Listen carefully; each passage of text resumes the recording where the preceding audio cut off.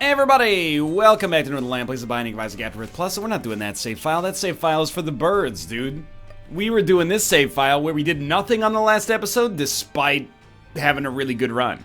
I'm like, what is that far right side? I'm confused, but you know what? We don't have it as anybody. We beat Delirium, shouldn't that count for something? And Hush is like the blue rock down at the bottom right? Anyway, whatever. We have done Apollyon pretty recently. We're kind of due for a greed mode run. Let's do a little Maggie greed mode. Nobody gets out of bed for a Maggie greed mode run. Nobody goes, oh, fantastic, it's Maggie greed mode. But it's got to be done. And, you know, just focus on the fact that... fantastic, it's Maggie run. Holy crap. My wife scared the bejesus out of me when she came in here. Oh, yeah, how about this one? Nobody knocks on the door before they come in. There we go. See, that's... now I'm okay with that. Yeah, alright. Now I appreciate it. Less of a heart attack, more of a sign of support. Oh. Alright, well, our first item was Old Bandage. Nobody's excited about Old Bandage. Works every time. Alright, hit me. I wanted you to hit me so I could drop a red heart. You've played right into my hand. We're kind of... it stinks a little bit to have to buy a key on the first floor, but you gotta do what you gotta do. It's greed, and let's just take that as like the tax that we have to pay for getting a guaranteed deal with the devil. See, right now... oh, we got nothing to worry about. Actually, Maggie... I don't know why I accidentally had like an accent from Eastern Europe there. Actually, Maggie in greed mode is pretty okay, because Yum Heart is actually just much better in greed mode than it is in the other modes. Get to use it a lot more frequently for a lot less cost, especially if you can get to the point where you're crushing enemies pretty quickly. So I do tend to take damage in greed mode. I play a little bit of a sloppier game, a little bit fast and loose. You know, I stopped being the 2016 New England Patriots, start being the 2004 Kansas City Chiefs. I run an offense-focused game. It's a West Coast offense. I don't know what that means, but I do live in Vancouver, so it is, you know, befitting that one way or the other. We're going to get enough money. So I'm going to buy a torn photo before I buy a key, because I think that a 30% increase in rate of fire is very prudent. And you know what? I'm actually going to take an extra step, and I'm going to step on that, like a literal extra step. I'm going to step on that. That way, we're going to get... please just pop up for a second. Like, if you pop up, I can tear you apart. There we go. This way, we're going to get... our key. We can get our item room item before we fight the boss. We already have 5 HP, so it doesn't really matter in my mind whether or not we... oh man, that's kind of garbage, huh? Doesn't really matter to me, in my opinion, whether or not we're able to, you know, make sure that we don't lose a little bit more HP before our deal with the devil. Probably not too important. And I'm going to take Necronomicon over Yum Heart, and that's a bit of a contentious choice, because Yum Heart, as I just said, is pretty good, but Necronomicon for everything but bosses has the potential to, like, pseudo-steamroll these waves. Like, imagine you stack up, like, 3 waves and then just use Necronomicon to clear them all, or at least the Detritus that you were unable to clear in advance. I will say, if we could... is there any item on the deal with the devil that would give us bombs right off the bat? Because 2 bombs here could be pretty precious. We can get a lot of money for them, and there's also a tinted rock we could take advantage of. I thought maybe these would be Larry Jr.'s, and I was excited to basically kill Larry Jr. with one tap of the spacebar. But you know what? Instead, we'll save our Necronomicon. I actually don't think we have a terrible build here. And our run's not half bad either.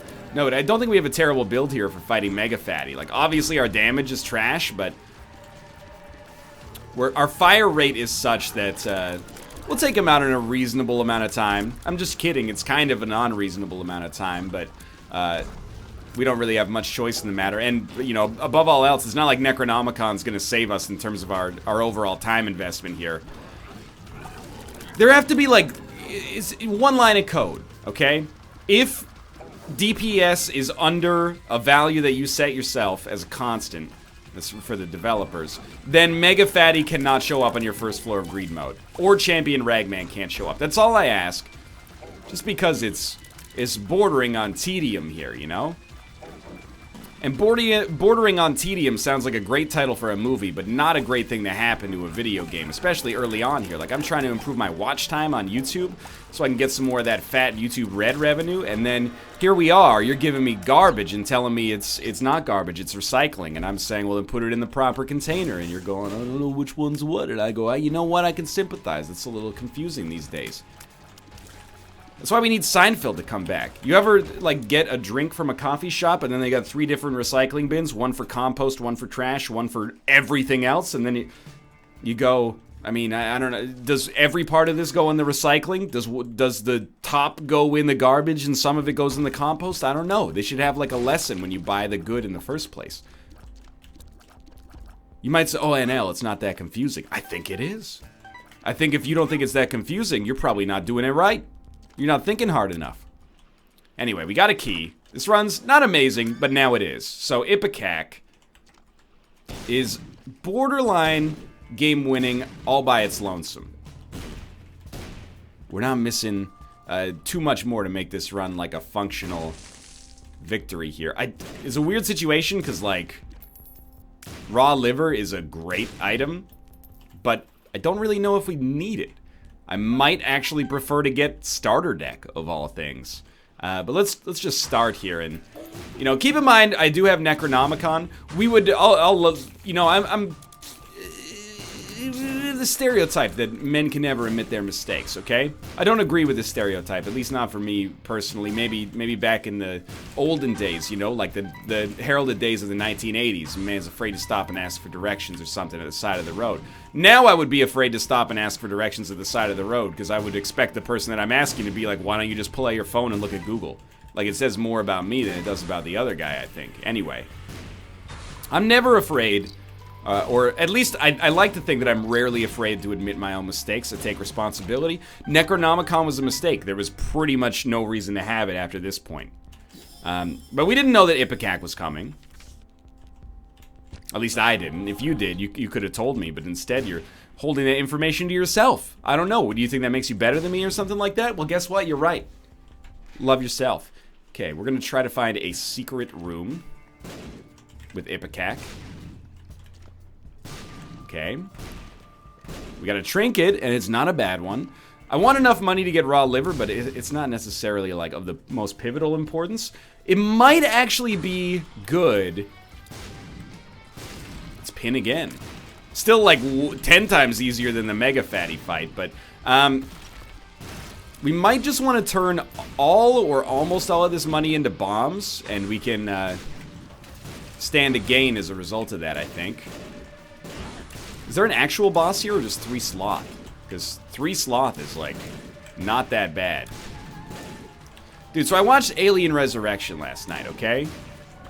I am, first off, let's fight these guys while we talk. I'm a fan of the Alien franchise. Alien, of course, classic, haunting, movie that strikes the rare balance between, like, wow, that's, like, incredibly amazing. Like, it fills you with a sense of human wonder, and then also terrifies you. It goes like, hey, what if, you know, there was extraterrestrial life, and also, what if that extraterrestrial life impregnated your diaphragm and then caused something to shoot out of it, you know? Aliens, top tier action movie, one of the best action movies of all time. Alien 3, I have not seen. I'm being 100% real with you. At least to the best of my memory, I have not seen it. I watched Alien Resurrection. I think it might straight up be one of the worst movies. We're taking chaos over raw liver. Might straight up be one of the worst movies I've ever seen in my life. And you're gonna maybe be like, NL, haven't you? You've seen Prometheus, right? I've seen Prometheus. Prometheus is 20 times better than Alien Resurrection, and I hate Prometheus. I know, well, the scientist is not, he doesn't act like a real scientist. That is Alien Resurrection, but it's also shot ugly. You know, in Alien Resurrection, everything looks like garbage. In Prometheus, it at least looks good, and then it tricks you into... Look, I'm not going to rally against Prometheus. If you like the movie, you like the movie. We've been over this many times, but I want to talk about one scene in particular. If you're not familiar with the plot of the Alien films, don't worry about it too much. Ellen Ripley was like an astronaut scientist of some sort. Anyway, she goes into space and they like meet these aliens. And they're like, hey, Aliens, are you nice? And the aliens are not nice. They are mean aliens. Let me buy the 7-cent item first here, because then we get more 7-cent items. Alright, I can live with this. We certainly do not need Bob's Rotten Head. I almost took it because Necronomicon is not worth much, but Bob's Rotten Head we literally have already. Rose, long time no see. Almost forgot what that item did. So then, like, in one of the movies, somewhere down the line, she gets, like, an alien inside of her. I think it might be in the first Alien. Like, she puts herself in the cryopod and goes, like, maybe they'll be able to fix this one day, and she just kind of floats through space. Then in Aliens, Paul Reiser works at this evil corporation called Weyland-Yutani, who's like, hey, we really like you. We want you to go, like, you know, not be subjected to aliens anymore. And then they put her on a ship and they subject her to aliens, and they're trying to do all these experiments to build, like, a genetic weapon and stuff. Anyway, you get the idea. In Alien 4, Ellen Ripley is, she's been dead for, like, a long time. I guess she dies in Alien 3. But she's been, like, cloned by the military because they want to continue. Despite all the warnings, you know, mankind just never learns. So they want to make the aliens into, like, a super weapon, and they're doing all sorts of weird experiments. So at one point, a clone of Ellen Ripley, who is our protagonist, is walking around. She finds, like, these pods. And all these pods have, like, weird botched clones of, like genetic mashups of her and the alien. The xenomorph, if you will. And, she's going through them, and you can tell what's going through her head, because it's obvious. She's like, first off, this is gross. Secondly, like, does your Weyland-Yutani, does your greed know no bounds? And then she meets a half Sigourney Weaver, half alien clone that's still alive, and it's like gasping for air. It's a pathetic sight, you know. It's going, and then Ripley comes over to her, and she goes, "Kill me, kill me," and you're like, wow, that's like a pretty tragic moment. Does our protagonist put her out of her misery? Yes, but not before inflicting some misery on her own. I want to point out that at this point in the movie, Ellen Ripley is, she's rolling with a team of mercenaries. They got pistols, shotguns, grenades, laser rifles, every piece of weaponry that exists, and also near future technology as imagined in the year 1997. So what does she do? Pop her one in the head, take her out of her misery? Nah, Ellen Ripley, enterprising hero, bastion of empathy. Oh, but she wasn't actually empathetic at that point. She was, still under the influence of the xenomorph, blah, blah, blah. Don't talk to me. Don't at me, okay? She pulls out a flamethrower and just torches her. Lights her on fire, burns her to death.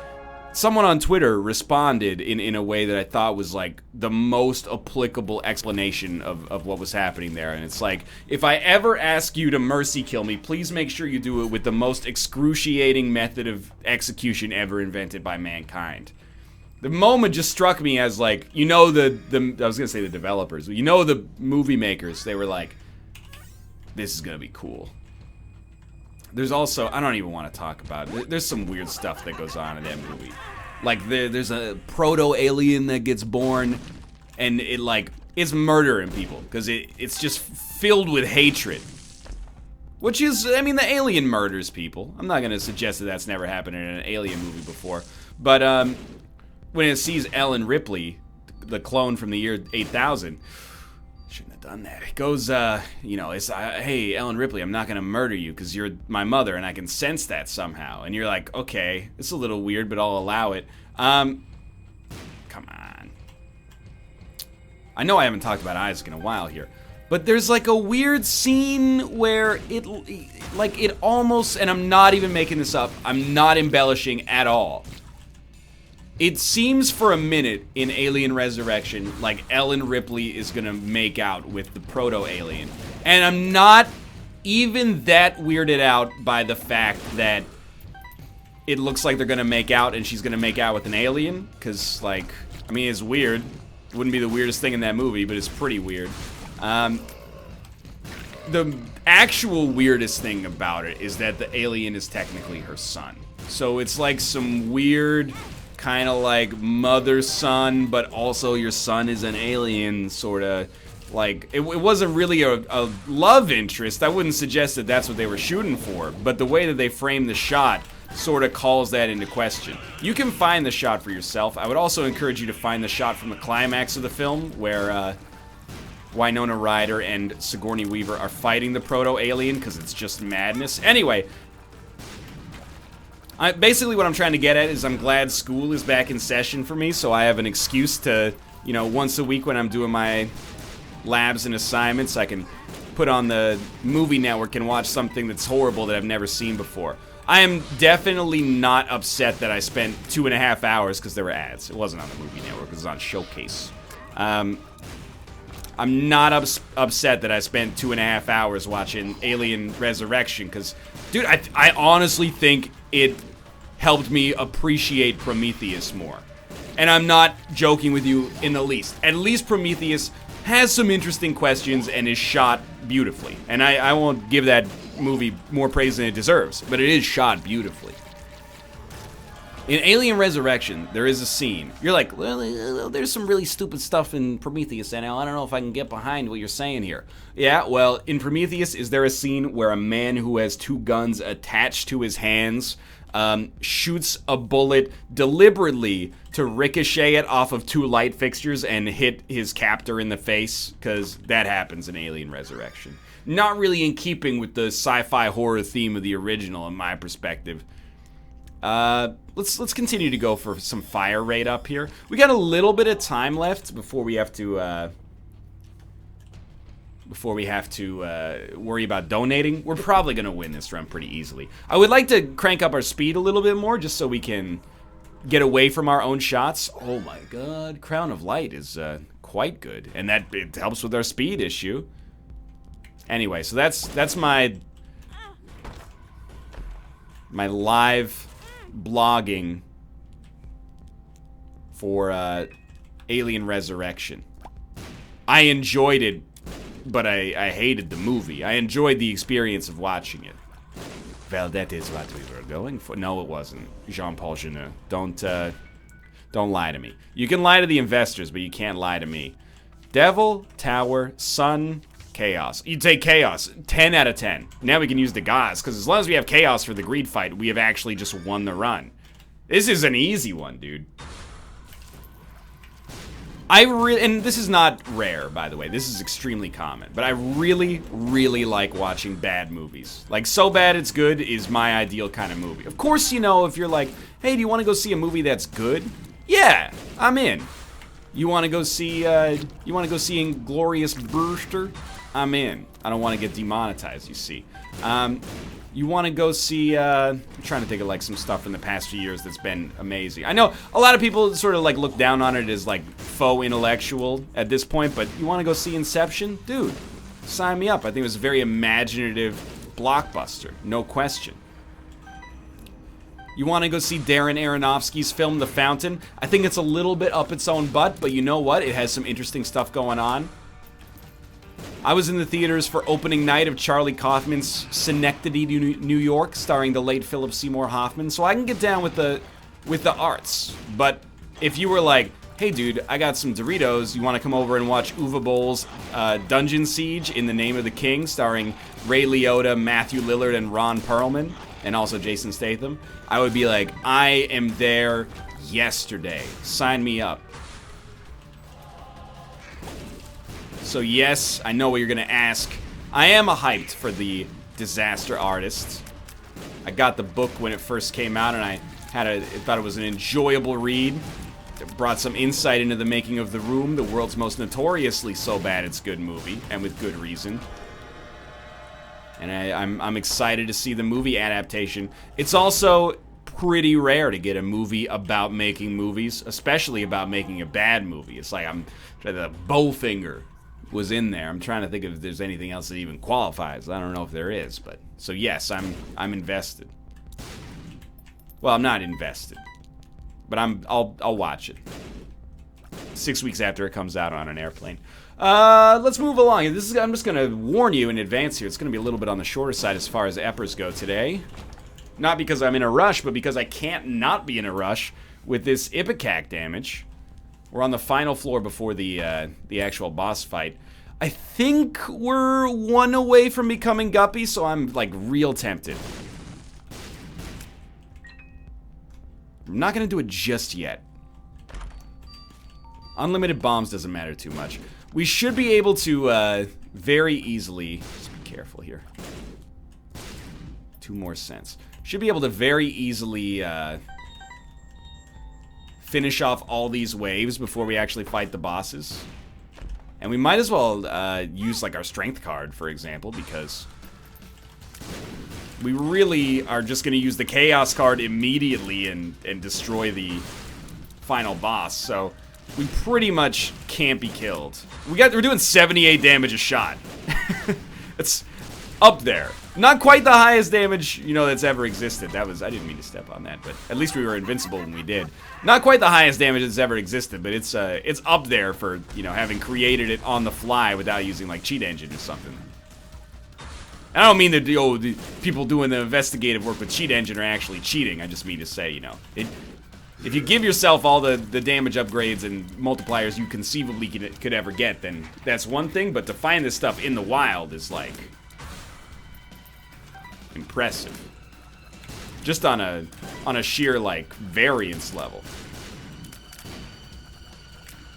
2 lived. 2 are still living.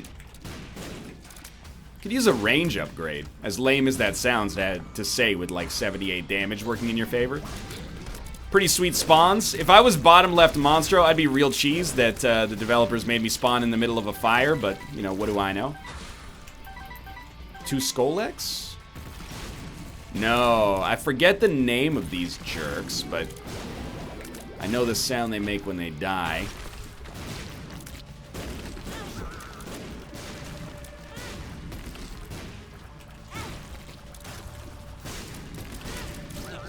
We don't actually need HP. Sure, it would have been better to have not blown myself up about 12 times.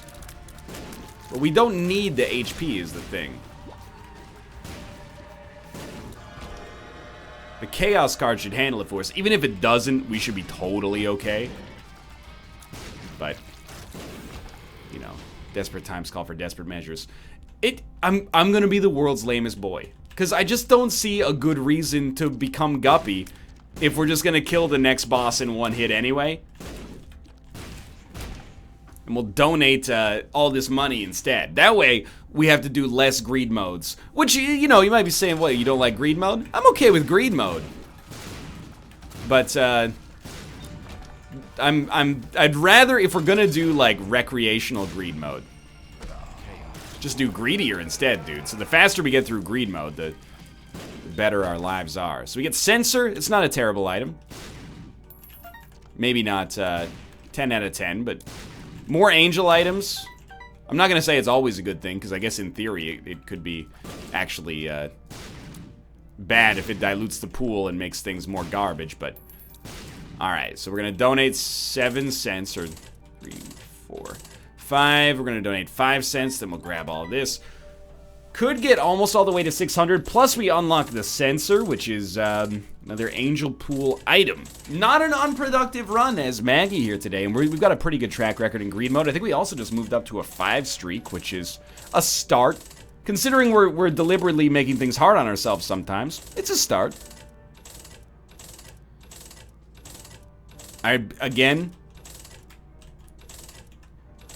just give me a button that is like, donate all money. In what situation here would you ever be like, don't donate all money? Oh, but NL, they have to calculate the odds of it actually like messing up on a shot-by-shot basis. You know, you could do this. Your computer has like 640 million megabytes of RAM or something like that. It could calculate whether, like, the chances of you actually being able to donate and how much you would be able to donate if you got a bad roll in like 1/80th of a second. Why do I have to spend my precious life force holding down the S key to go katung, katung, katung? Might be saying, NL, what do you want to do? Walk into a casino, give them $100 and say, how did I do? Maybe you're right. Maybe that's the kind of guy I am.